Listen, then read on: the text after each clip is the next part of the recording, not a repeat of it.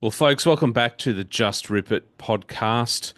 Adam here with my co-host Jimmy. Jimmy, how are you? Good, mate. Yourself?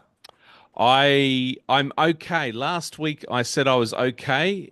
We were coming out of a tropical cyclone, and this week I'm saying okay, mainly because I have an injury. I punctured my arm with a knife Oh, yesterday, so I'm okay. you're So. okay. You're just hanging on up in Brisbane down there. So Oh, I just got to have a normal week for once. So, but look, excited to be back.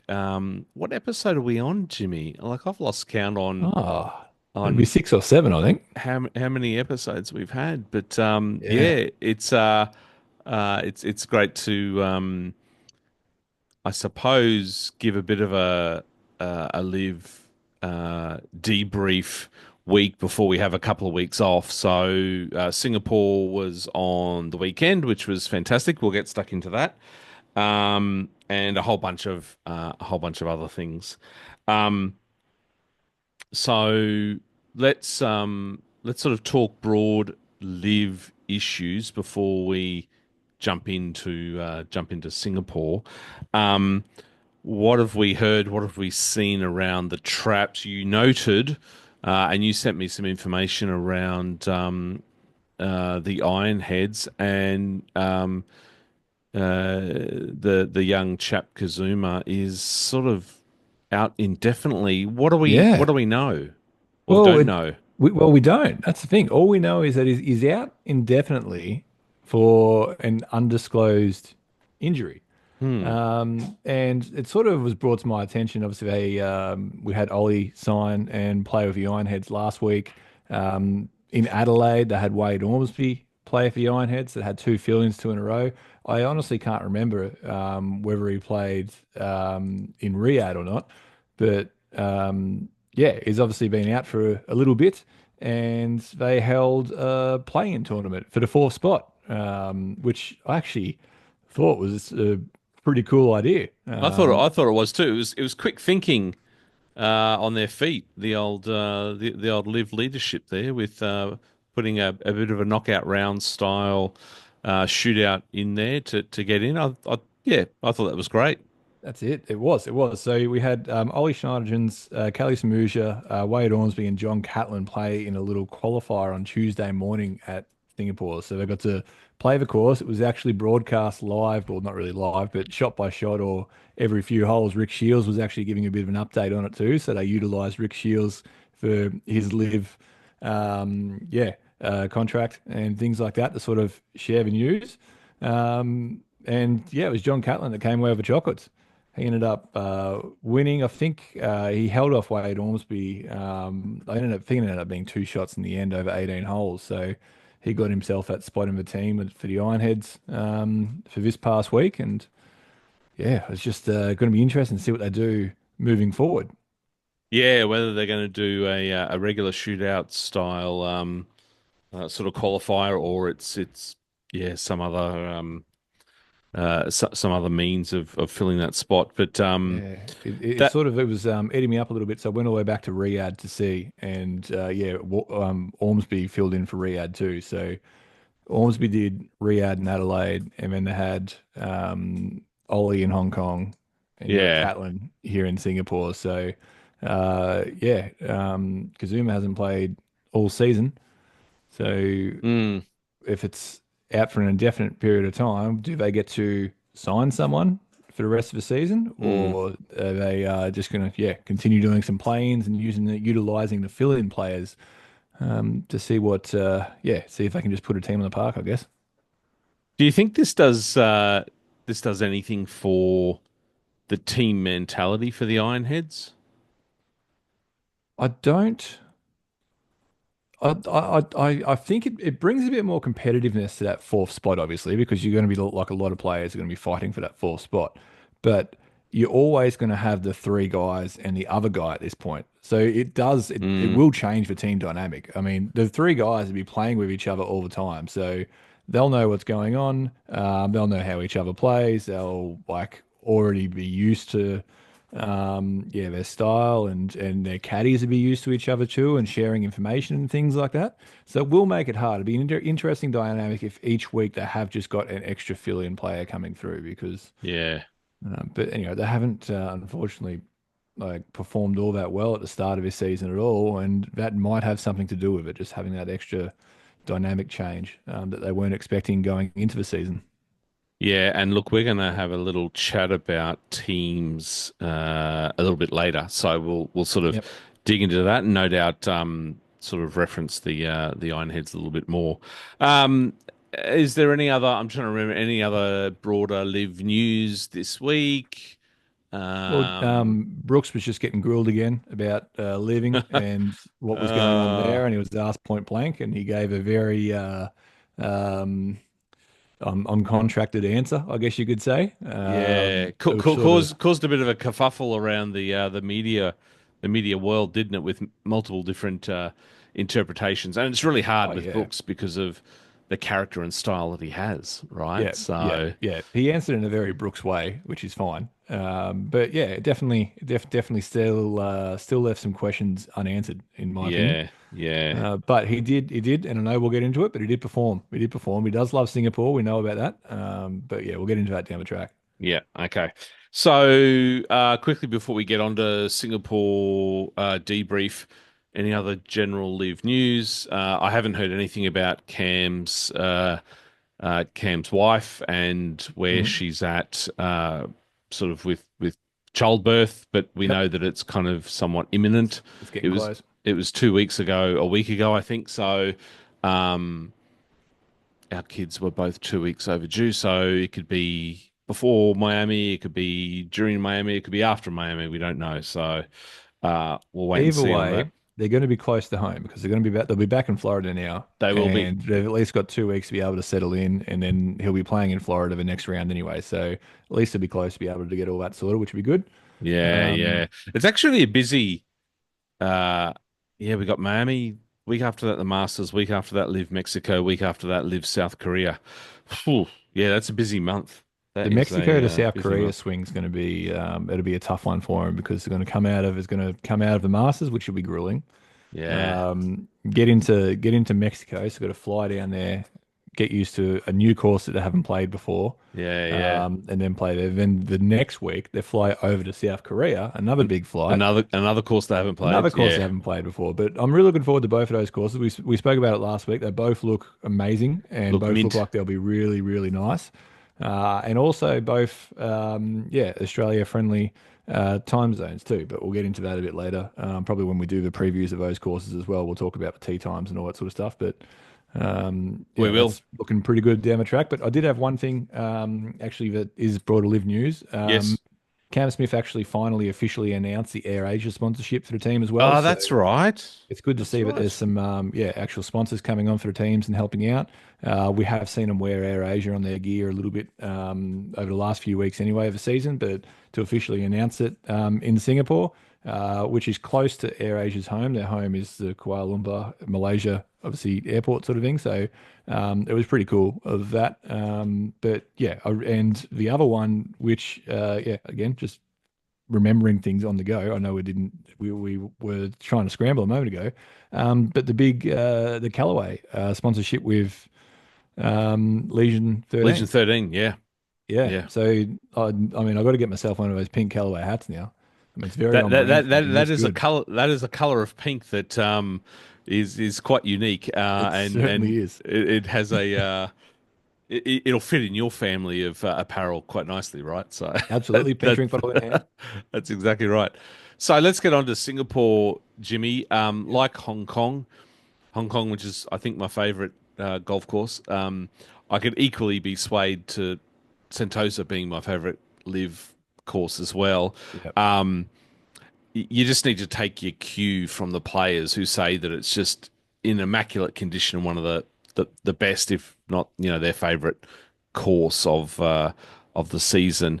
Um, the views, the vegetation, the holes and the architecture as well, is spectacular. Oh, the I always love placement of watching the golf at palm this trees. course. Yeah. Yeah.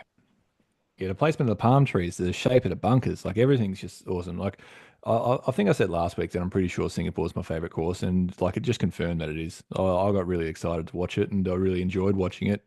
And there's always just second and third shots from these guys wherever they're playing from. You've just got a great view and a great backdrop behind them as well.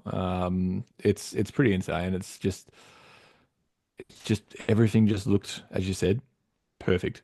Like you couldn't Mm. really see too many divot marks and things like that. Like I don't know what they did and repaired them afterwards, but because they were playing early in the morning, because of the humidity, they probably had a bit more time for prepare the course for the next day that afternoon. So it was spectacular, and they had great weather all three I, days. I was going to say 3 tournament days of no Yeah, inclement weather for Singapore, which perfect. is just Yeah, it's just not heard of, is it? And I remember no, that's right. I remember a piece that Suan was doing on course with the guys back in the box, and they were talking about the weather and predictions, and Suan just sort of came in and said, "Boys, forget about trying to predict the weather in Singapore. It changes every 15 minutes. It'll be what it Yep. is." But it was rain free for those 3 days, which was fantastic. Yeah, which was good. Which was good. So. So the talk of the town right now and lit up on social media, of course, is the man of the moment, Waiko Neiman. He takes out first place. Just like I feel like every live season, I'm saying this at one point in time, is that this guy is just up there with the best in the world. Phil Mickelson has come out today on social media and kind of pumped up Waiko's tires a little bit and caused a bit of controversy by saying, is he not the best player in the world or thereabouts? A little bit in jest, but nonetheless, um, it is just a joy to watch that guy play golf and strike balls. Oh yeah, yeah, yeah. I know. So I'm just looking down a little bit because I'm pulling up a little snippet from Flushing at Golf. And it said, Waiko Neiman's last 18 months deserve way more attention than they're getting. He now has more worldwide wins than anyone except Scotty Scheffler. Yeah, yeah, In wow. the last 18 months is insane. So, Yeah, and he wins yeah. by 5 shots, Jimmy. It's Yeah, I not know. like That's this right. went. It's not like it went down to the wire and it was a playoff or he won by one Yeah. stroke. Like he was just like by the time I got to that back nine, I think I tweeted at some point. I think good luck anyone trying to because he just got locked in like a Oh, yeah. robot. He got locked in, and even though and look, it was just another fantastic top of the leaderboard kind of tussle because on that Sunday, Rahm started moving, Brooks came back again. I kind of wanted DJ to get back in there a bit, but Yep. that didn't end up happening. So it We'll, was, we'll talk about so DJ in a second, but yeah, he we sort of will, yeah. So wasn't quite there. even though Waco wins by 5, um, kind of that sort of that next grouping was really really exciting. And of course, I'm sure you'd be happy. Benny Campbell coming in at outright third place. So, I'm you glad you know, mentioned him because I was great. going to as well. That was fantastic. It was good. He just had a really solid 3 rounds. He didn't make too many mistakes. He didn't have like a really like amazing 8 or 7 under or anything like that. He just had 3 solid rounds that just kept him there, which is good. Yeah, and look, Waco is a world class player, Oh top yeah. 10 player. Yeah. So I'm gonna park that. The But other how kind about of I can't remember I think it was 13. Um maybe it wasn't 13. There was one of the holes in the back nine where he just had an absolutely like just launched his tee shot and cut it across the water just to like this much fairway and then hit his second shot and landed on the green. Like the guy was leading by 4 shots and he still took the aggressive line there. yeah, Like yeah. that's how he keeps winning. And when you're saying wins by like 4 or 5 shots, like he just puts his foot on the throat. He just keeps going. Oh, He yeah. doesn't stop. Yeah, I mean, the only part of his game that I've ever seen partially falter from time to time is just missing some putts. Like Yep. his ball striking is impeccable. Oh Off the yeah. tee, he is just, as I said, a robot. Yep. Um, I want him to win a major this year so bad. Like Oh yeah. I was disappointed in his major performances last year, but he's punched his ticket to three of the majors. The US Open is still up for grabs. The way he's going with points, getting that live, that sort of Mm. live pathway into the US Open, it's looking good for him. I want him to deliver in majors now, and sort of show the world that he is a top 10 player in the world. But an absolute joy. But the other story, Jimmy, Brooks Koepka, Yep. rolling into form, um, looked good. Kind of the first 2 days faded a little bit on Sunday, but kind of came back and got in there and ended up with an outright second place. Great performance. It was a great performance. It shows that he really does like Singapore. Like he has said he loves the course, and it obviously just suits his game style because yeah, he finished with 6 under on the second on the final day, and yeah, finished outright second, but he was still 5 shots back. But especially with everything that's been going on and how poorly he's been playing so far this season, Mm, so then clear all the fog and have a solid tournament was just like insane. It was really, really, really good to see as well because we've spoken about Smash, we've spoken about Brooks. We know that it just the care for the team and everything just isn't there, and the extra criticism that he's been getting. And to put all that aside, and just to show people he can still play golf and that he's ready, was good. It was awesome. It was and there was a few stories out of a weekend, and that's one of Yeah, that's right. And the other one is DJ. Like, them. dead last week in Hong Kong. Well, DJ and the Four Aces, as a team take out third place on the podium. Yep. Fireballs, we should congratulate them. Of course, they take it out first. Legion Hey, 13, hey, all I don't know if it counts or not, but I did tip him. you did. I was going to get on to our tips next, but Right.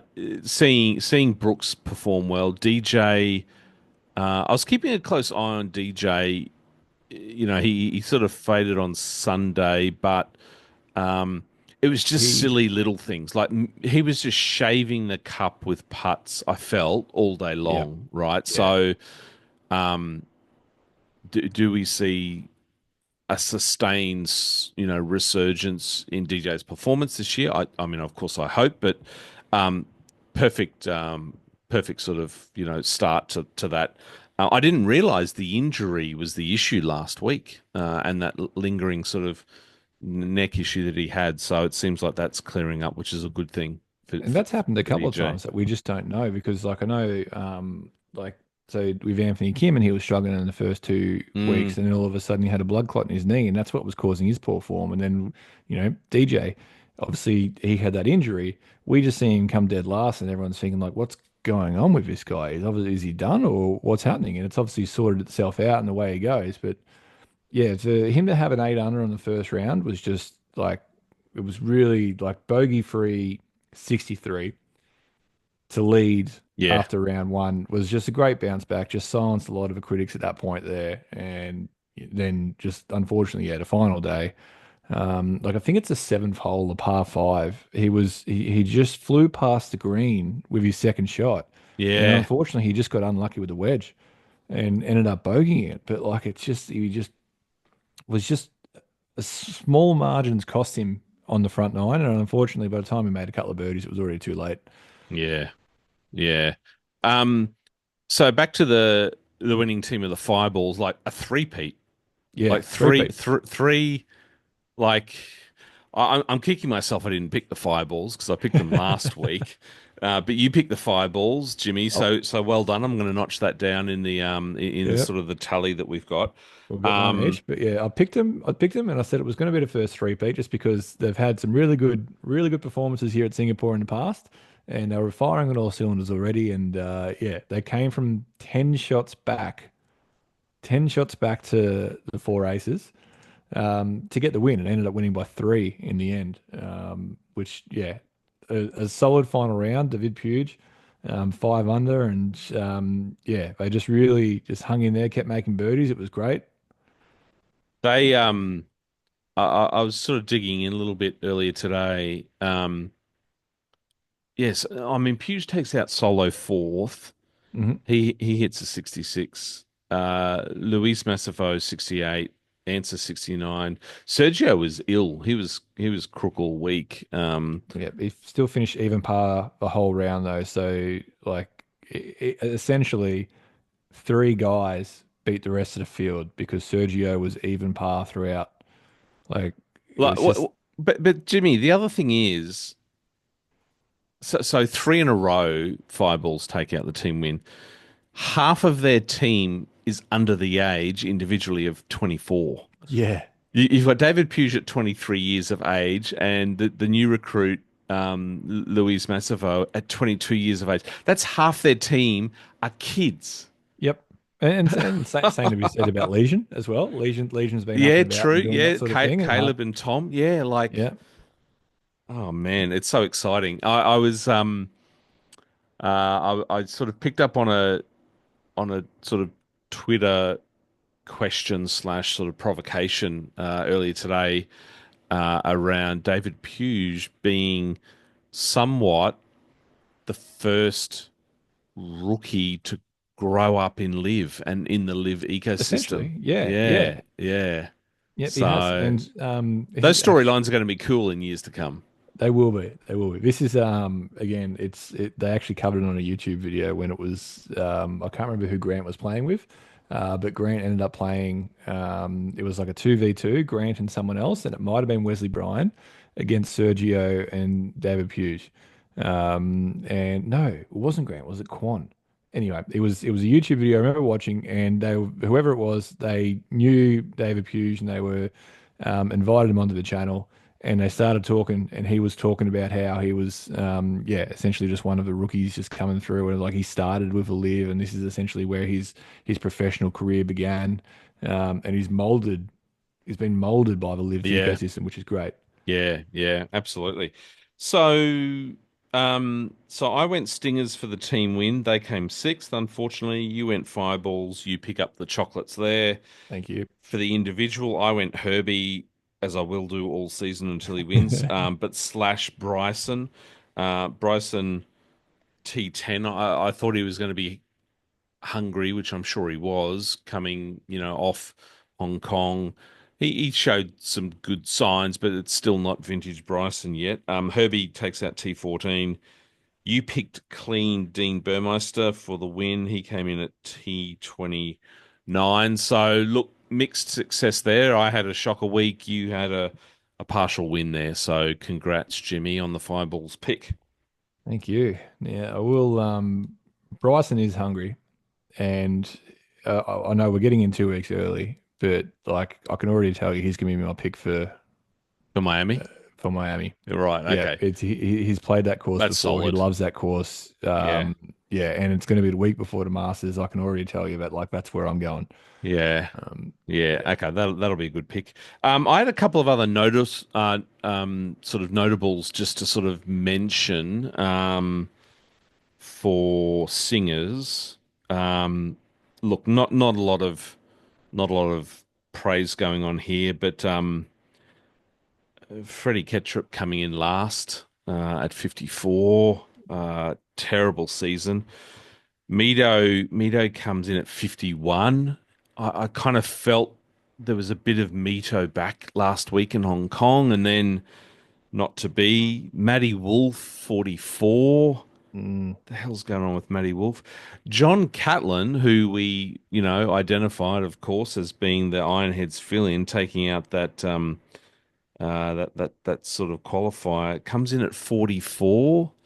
Like, he was a gun last year on the Asian tour. I loved watching him. Definitely not his best. The other two notables that I would make from a team perspective, of course, high flyers and four aces. yep, Loving seeing them up in those sort of, just higher up than where they've been in past tournaments. yeah. Well, the four aces had a 10 shot lead in the last round, and unfortunately just let it slip away.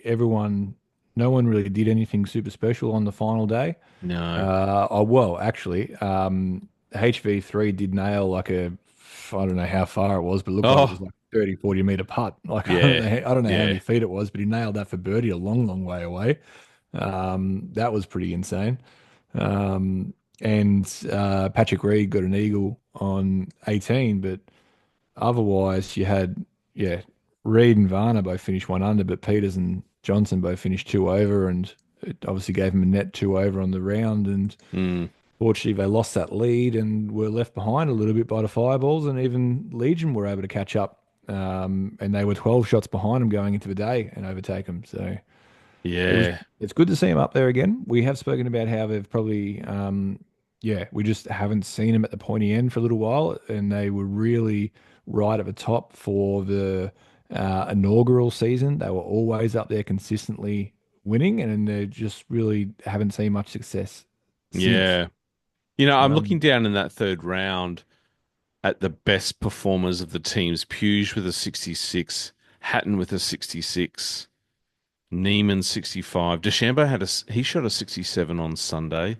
yeah, Louis Oosthuizen a 67, Brooks 65, Benny Campbell 67. No rippers in the 60s at all. We'll get onto the rippers soon. Kevin Na has a 69. Dickie Bland has a 67. Yeah. Oh, look, the other notable was Anthony Kim. Um, you know, has five players, underneath him on the leaderboard yeah. by the end of Unfortunately, Singapore. So, one of them was um, Big Leash. yeah, okay, we'll get on to Rippers. Let's talk Rippers. So, look, not a lot of, Cam goes out and shoots the best on round one with 67. Leash has a 74. Ugh. Round two, Leash backs it up with the worst round of 76. Mm, Um, yeah, it was just all over the place. Herbie has a 68 on Friday, a 66, shot the lights out, I felt, after the Friday, shoots the lights out on Saturday. And then I don't know what happened on Sunday, yesterday. He shoots a 74. I just didn't see a lot of it because yeah, obviously there was a he lot of was. rubbish in there, It was obviously unfortunately. tied third going into the round, and then just started to slowly slip away. But all the Ripper boys were above par on the final day. Yeah, So this one, with how poorly Leash played, um, nine over the 3 days, it makes me think that now after we had, Anthony Kim had an injury, Dustin had an injury, was there something up with Leash there? Because this is very out of character for him to shoot very. three above par, over par rounds in a row, especially after the bloke just shot like 10 or 11 under back at Warrnambool a few weeks ago. Just, And as you say, Jimmy, we don't know what happened. yeah. And Yep. it actually led me to ask myself a question earlier this afternoon, which was like, why don't we like we wouldn't know if something's up or not with Leash, Yep. right? Yep. A bit Yep. like Sergio. I didn't know he was crook all week, right? Mm. And it led me to think about their social media presence and their engagement with the fans. And this is something we should bring in sort of, over the course of different weeks is sort of, where a certain, live players at in terms of fan engagement. Of Yep. course, you know, Bryson being sort of a standout. But when it comes to the Rippers, hats off to Herbie, right? I mean, his social media activity, backed up with, video and image that he shares is pretty not top notch. And it would have to be up there in the top five, I would say, of the whole live roster when it comes to social media engagement. And I just love that because we get to know what's going on with them, where they're at, what they're up to, how they're playing.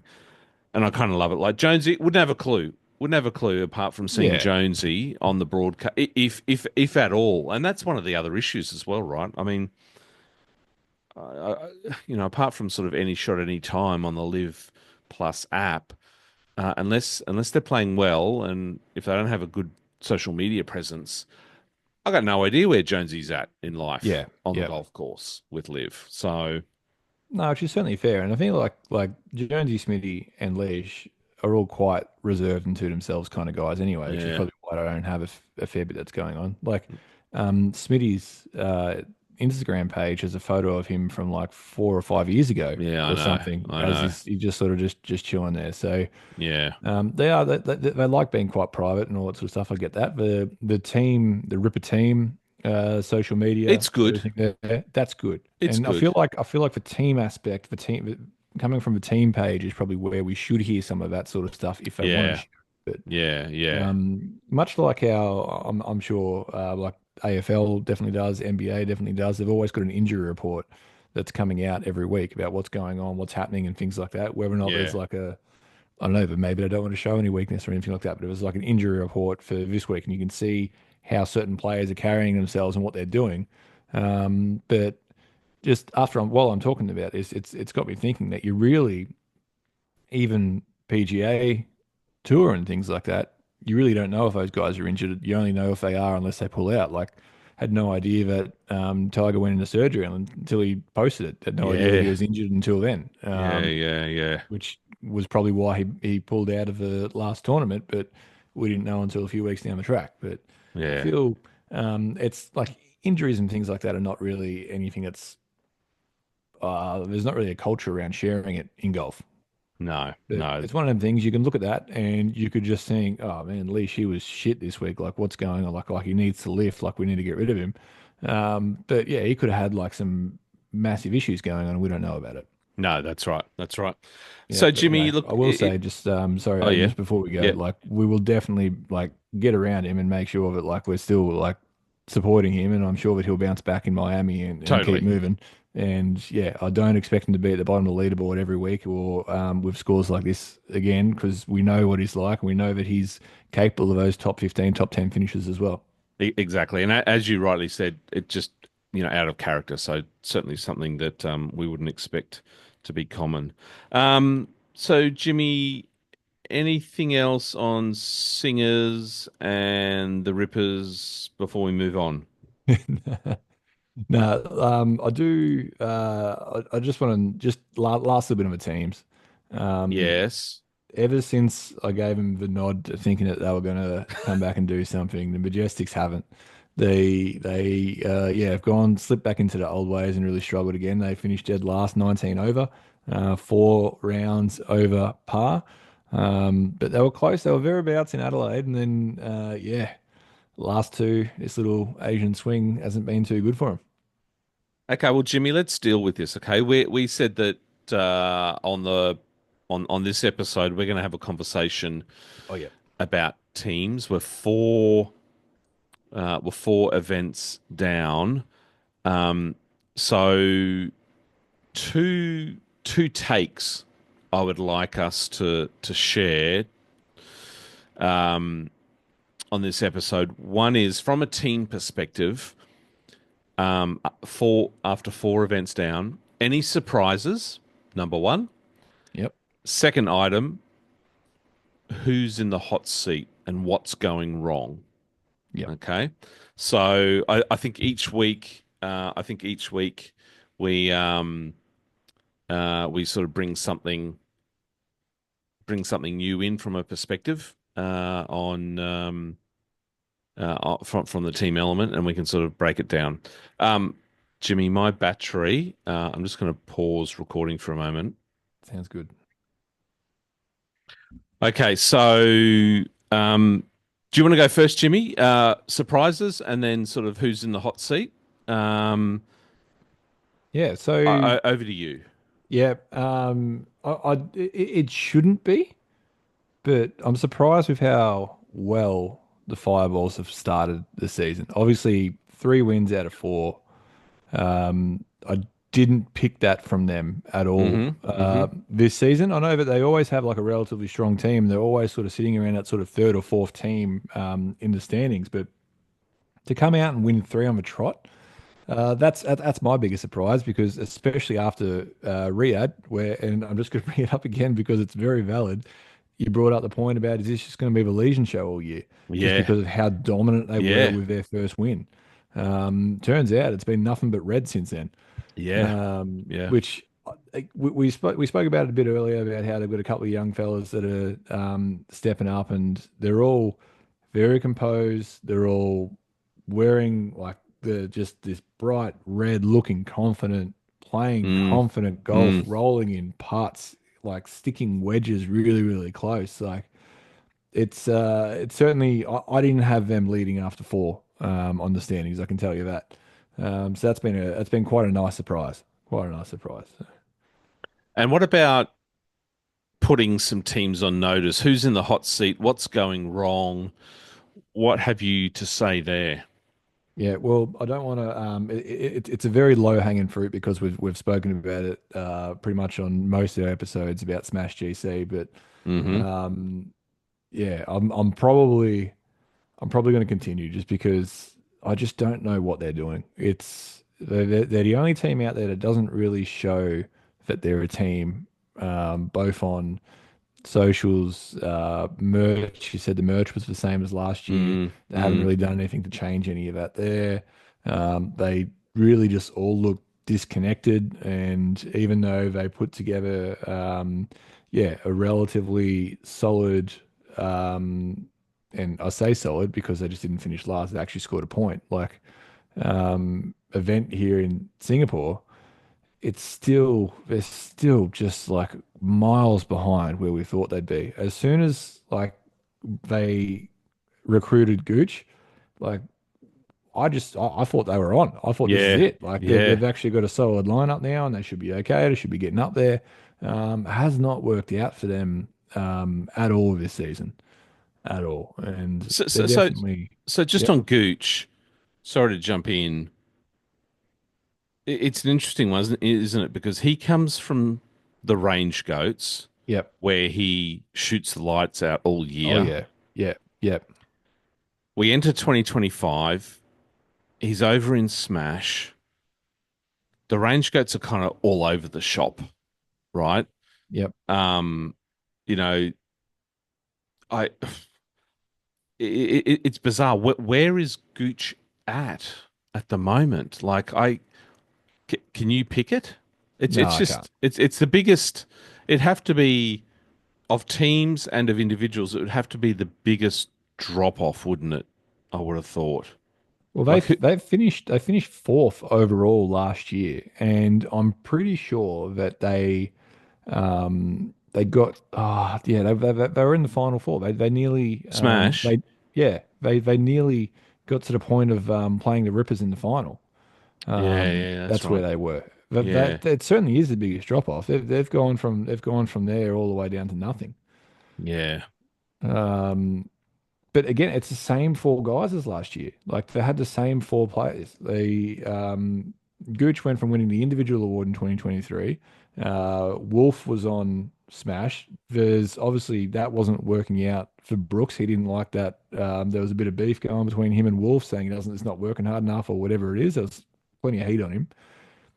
Gets the trade over there with the range goats, and nothing, mm, nothing. They were good for a fair portion of last year, and now they're just it's like they've just given up. It's like I don't know whether they Brooks really is wanting out, and the guys around him know it, and they're like don't really see the point yeah, in what they're doing now, or they're just beating a dead horse, just knowing that Brooks is about to leave. mm, I'm not too sure, but yeah, that's it. Again, as I said, it's the low hanging fruit because we've spoken about it pretty much every podcast.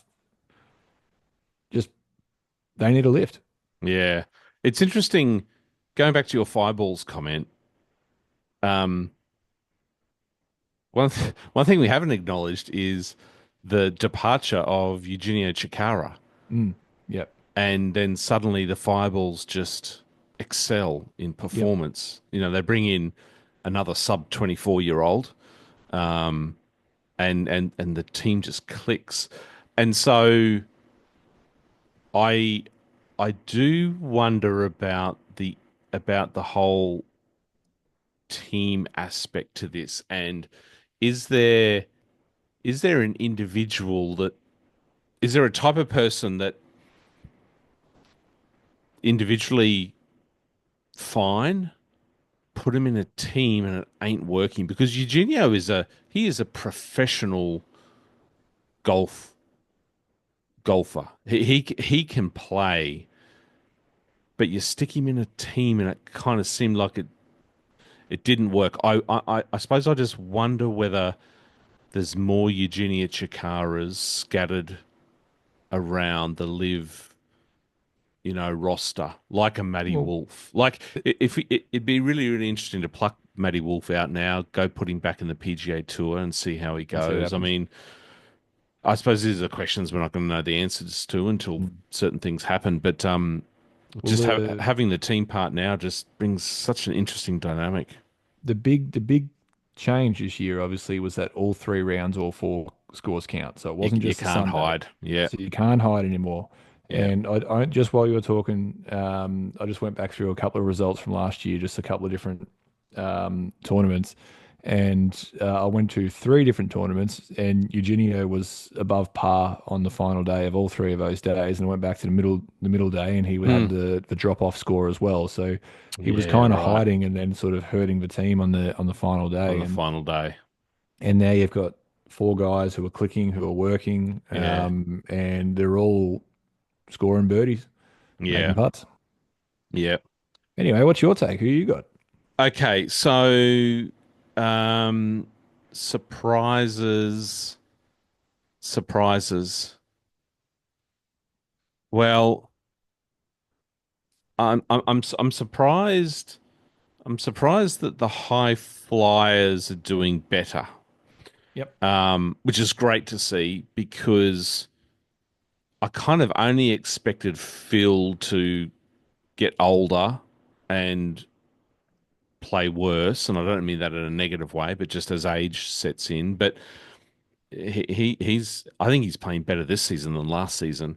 Andy Ogletree had a shocker last season, playing better this season. So to see the high flyers, they came in seventh on the weekend, out of 13. Like, um, yeah, I just wasn't expecting them to do better so quickly. So that's a positive. Um, What if I oh, told you they had scored the same amount of team points in these 4 events than they did last year? no, So no. last year they scored 20.66 team points throughout the whole season, and this year they're already on.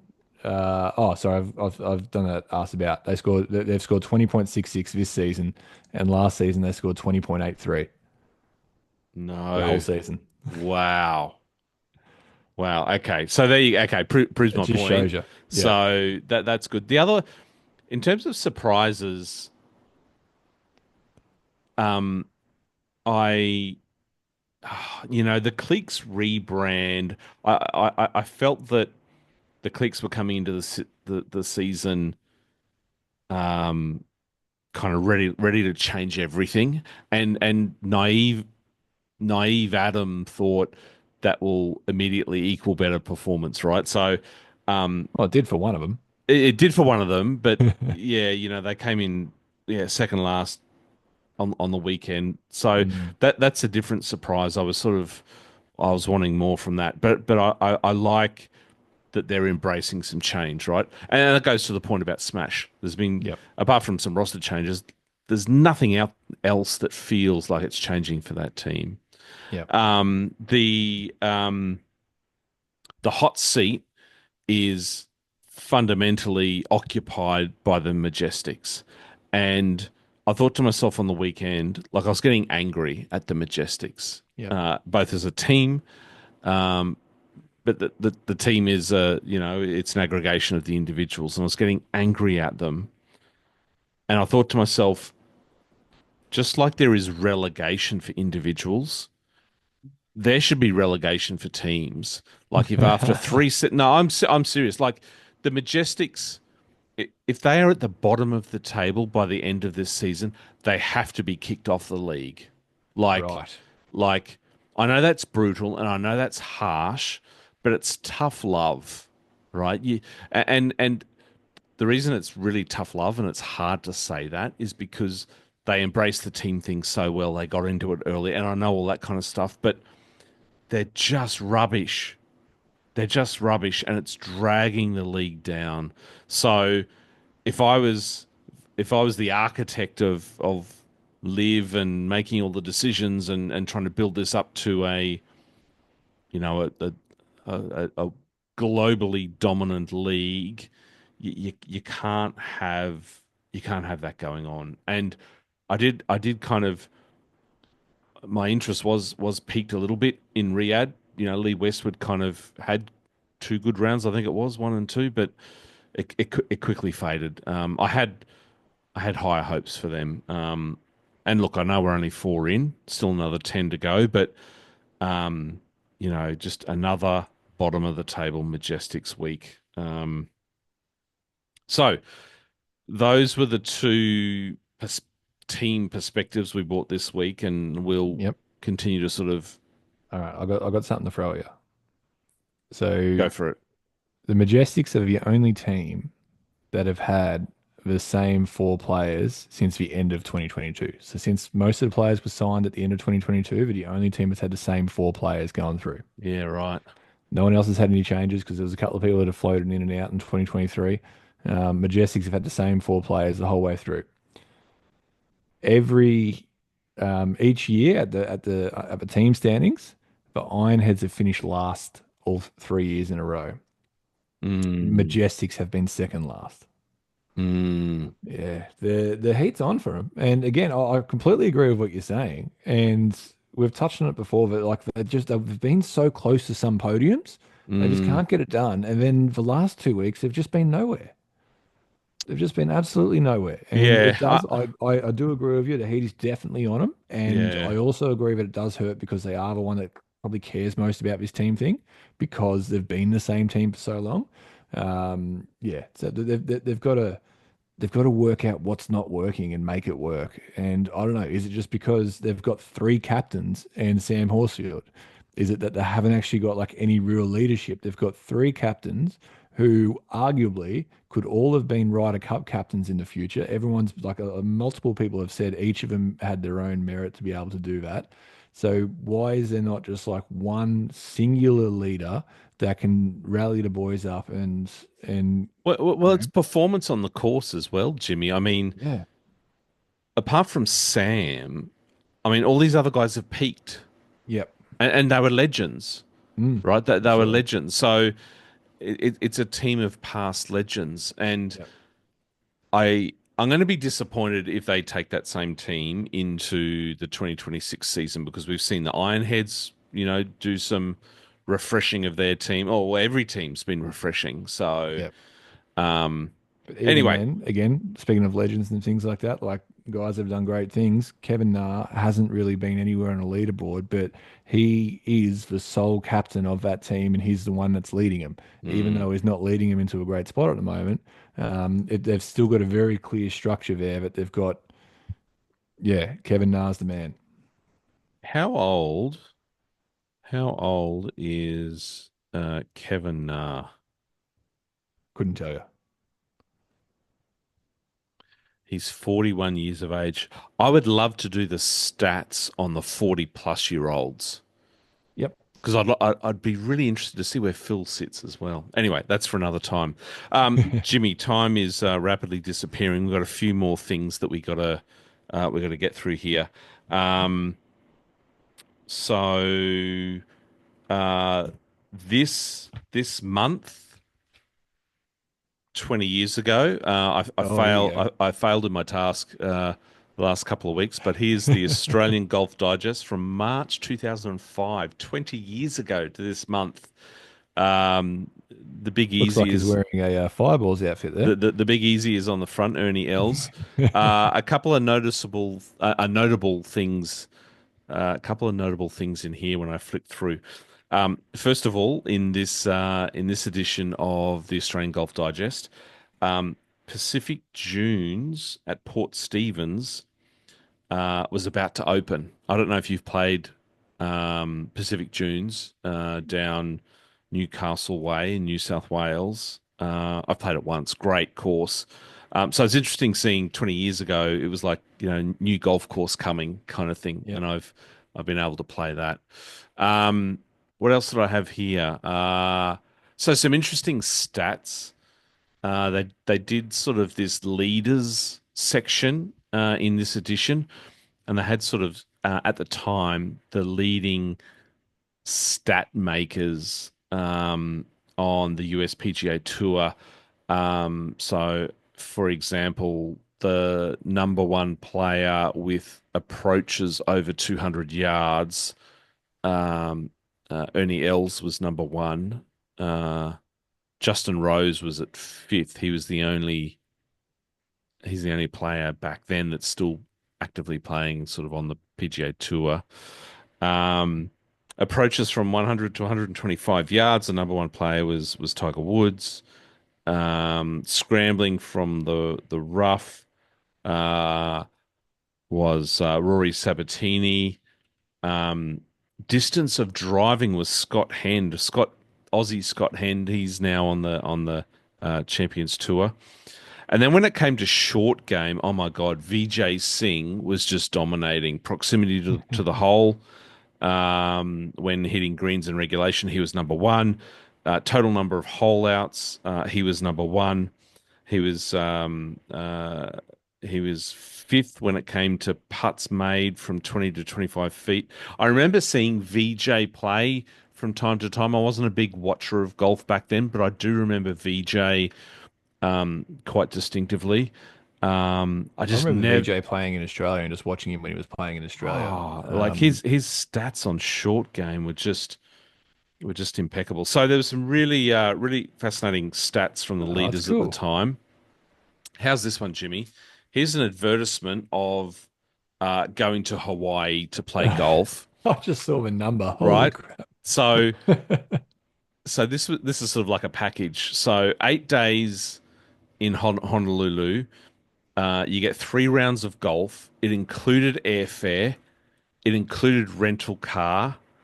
$1,895. Wow. 20 years ago. Wow. International airfares, 8 days, 3 rounds of golf, and rental car. At and of course at the resort, so that included accommodation. Like, haven't times changed? Not wrong. Um, and 20 years ago this month, um, I thought this was interesting, and there's a live connection here. So the world scoreboard in the back of the magazine. So this was March, but it had listed out all the US PGA Tour events.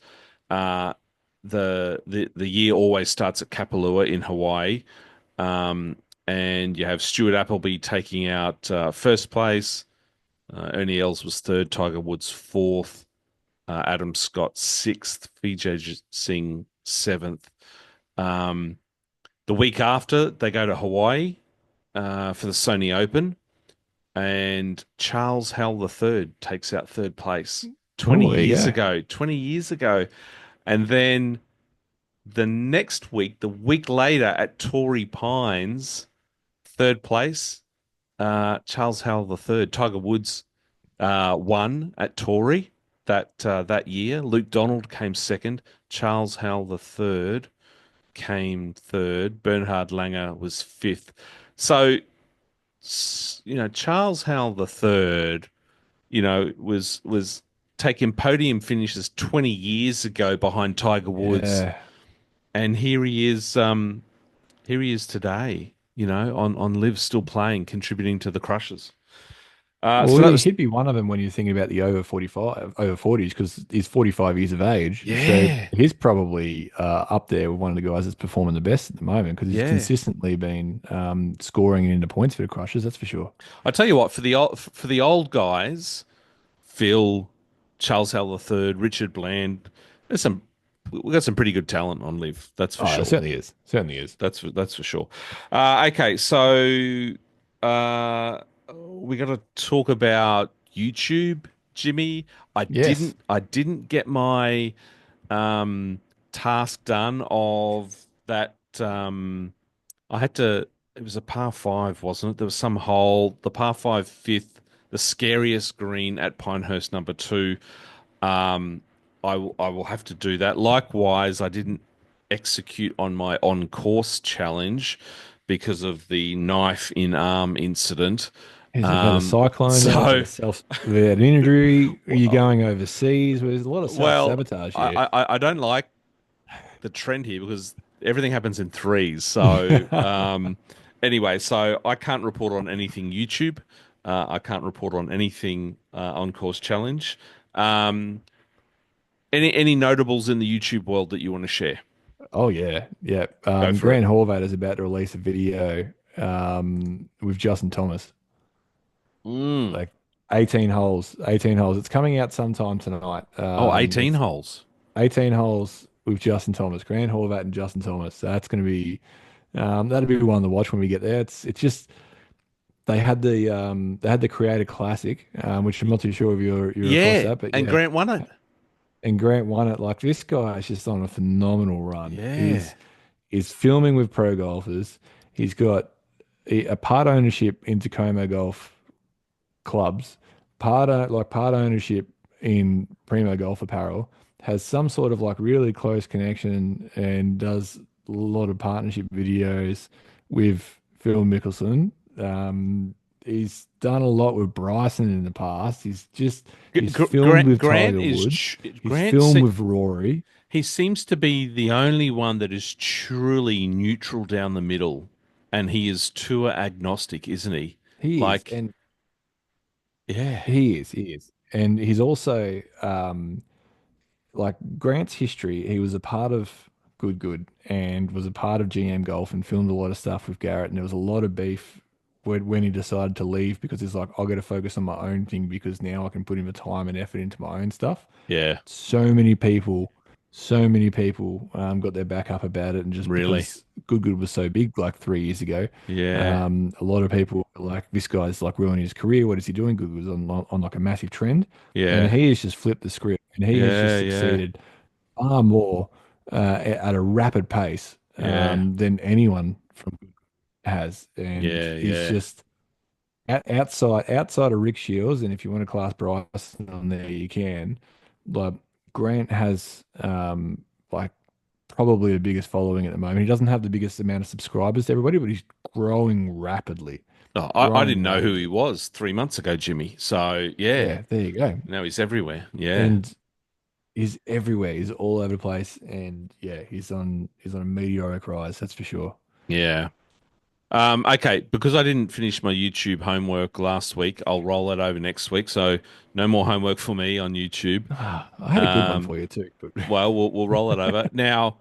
Um, we're gonna have a week off next week. yes, We don't have live for 2 weeks, and I'm on a plane this Thursday heading to the US to for work purposes. But there's a little bit of golf going on there, which very I'll be nice. able to report on the previous week. So playing a couple of nice courses, which include the likes of Pasatiempo, which is down in Santa Cruz. Hmm. And playing 2 rounds, 36 holes in one day at Monterey Peninsula, um, Yeah, which is beautiful going to courses. be, yeah, quite nice. Now, I'm going to say, like, do not try and complete your challenge at either of those two courses because you're just going to want to play golf and just enjoy it because they're both incredible. You're not going to want to be thinking about just trying to use one club within 50 meters. You're just going to just put that on the back burner and just enjoy it.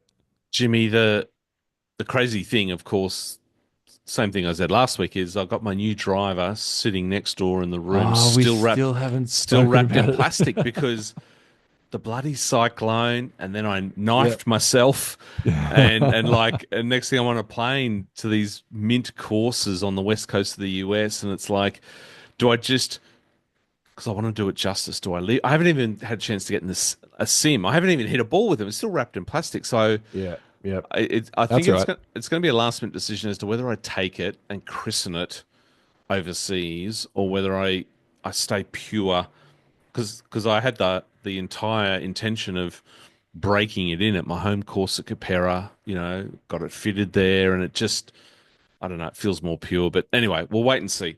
That'll be a surprise for next We'll week. keep the mystery about what sort of what sort of drive you went with too, because I still have no idea. I will reveal all.